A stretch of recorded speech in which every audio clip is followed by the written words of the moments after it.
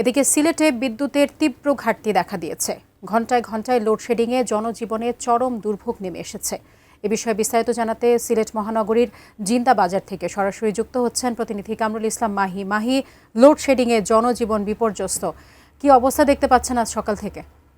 সাজিয়া, এই মুহূর্তে আমি সিলেট নগরীর প্রাণকেন্দ্র জিন্দাবাজারে আছি।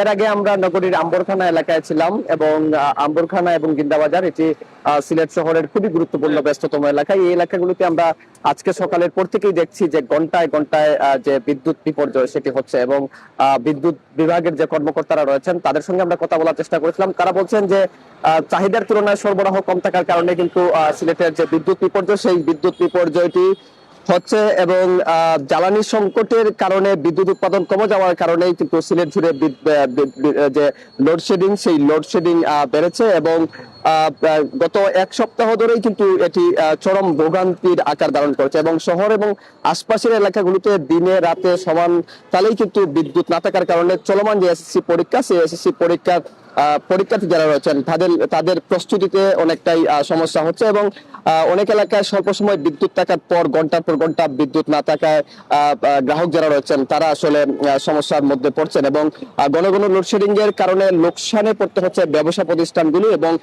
নিশ্চয়ই আপনাকে জানিয়ে রাখি সিলেট শহরে সন্ধ্যা 7টার পর থেকেই ব্যবসা প্রতিষ্ঠান বন্ধ রাখার একটা নির্দেশনা রয়েছে সিলেট মেট্রোপলিটন পুলিশের পক্ষ থেকে। ব্যবসায়ীরা বলছেন যে সন্ধ্যা 7টার পরে ব্যবসা প্রতিষ্ঠান বন্ধ রাখা হয় এবং দিনের বেলা যে অধিকাংশ সময় বিদ্যুৎ না থাকার কারণে তারা ব্যবসা প্রতিষ্ঠানে তারা লোকসানের মুখে পড়ছেন।